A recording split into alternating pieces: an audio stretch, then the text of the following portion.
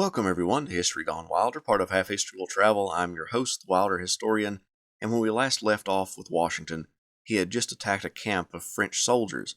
Now we travel with him into the French and Indian War. If you haven't done so already, please check out my Teespring store and or Etsy shop, consider subscribing to the channel, and join the Patreon page to vote on the next Civil War general to be covered, as well as other polls. Thank you all so much for the support. When Washington and his party retreated to Great Meadows, they were ecstatic about their success. There they constructed a rough fort that Washington named Fort Necessity. In this frontier outpost, Washington received a letter from Governor Dinwiddie in response to his and his subordinates' officers' complaint of low pay. The governor reprimanded the young officer for being ungrateful. Washington didn't like being criticized like this, but he also knew that he needed to stay on the governor's good side if he wished to rise up in Virginia society. He wrote back a stern but humbling letter attempting to explain his situation.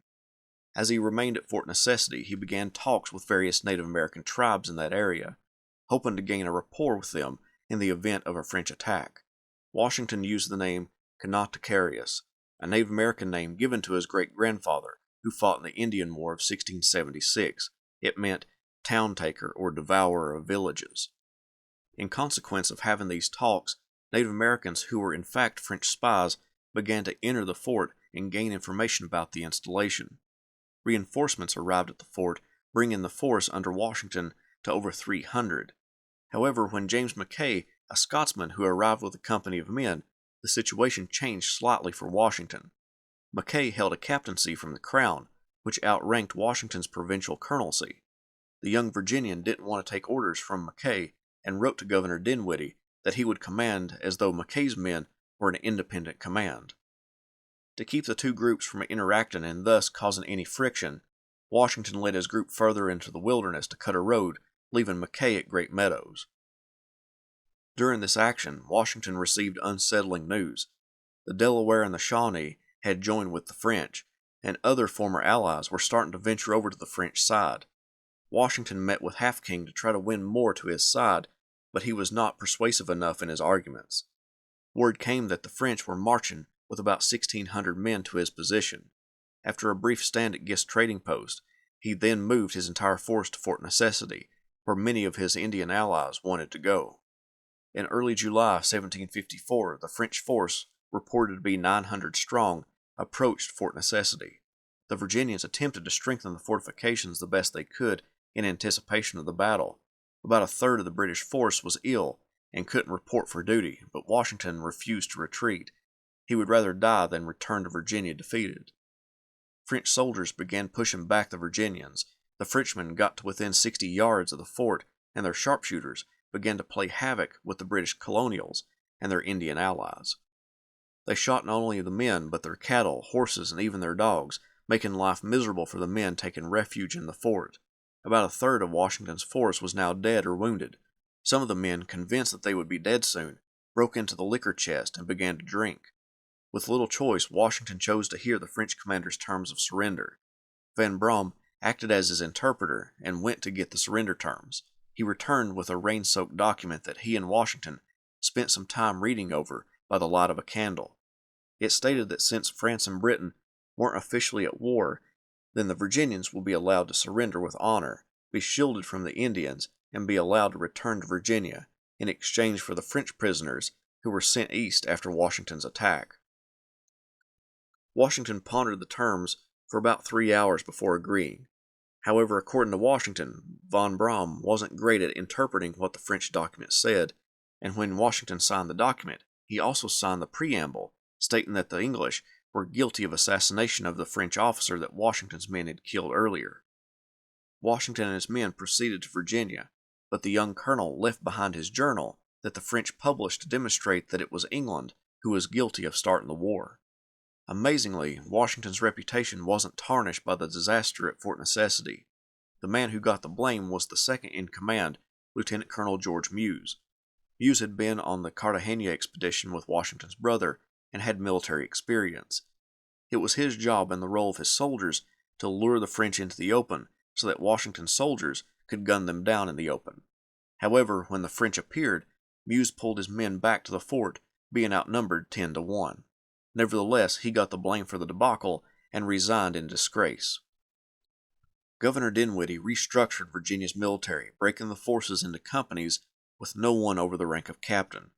This basically resulted in a demotion for Washington he wouldn't stand for, now being equal with the officers he once commanded. So he went to Mount Vernon.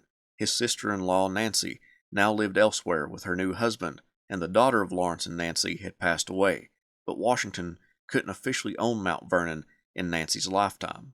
So he rented it from her, and 18 slaves for an annual fee of 15,000 pounds of tobacco. He would become a planter, not wanting to be a part of Virginia's military as it then stood. Washington now managed a large estate in northern Virginia. Washington owned 10 slaves himself, but they were at Ferry Farm with his mother. The 18 that he rented from his sister-in-law could make him some money at Mount Vernon, but not as much as other planters of the area. He would need 3 times that number of slaves to become wealthy, but that still wouldn't gain him laurels. The military was the place for him to make his name. Nevertheless, he set about renovating Mount Vernon, purchased more slaves to work on the buildings as well as the fields of the estate, and attempted to make a go of it as a planter. However, international news brought George's mind toward the military once again. Great Britain wanted France out of the Ohio River Valley, and were recruiting and organizing forces for an expedition to remove the French. Washington decided to re-enter the military, if he could get a royal commission commensurate with his former rank. General Edward Braddock was dispatched to North America to lead the colonial and British forces into the Ohio River Valley. Washington badly wanted to join them, so he reached out to Braddock's headquarters, asking them for a position in the army. He wouldn't accept a commission as a captain, but through negotiations became a volunteer without pay. This would also allow him to remain at Mount Vernon and plant his tobacco crop before Braddock's planned invasion. In mid-May 1755, Washington joined Braddock's army.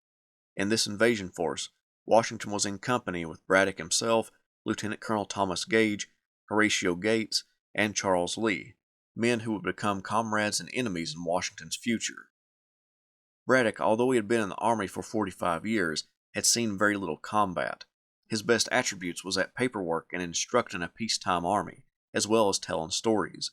Washington wrote that he and Braddock would sit at the end of the day, drink wine, and eat snacks and talk about history and strategy.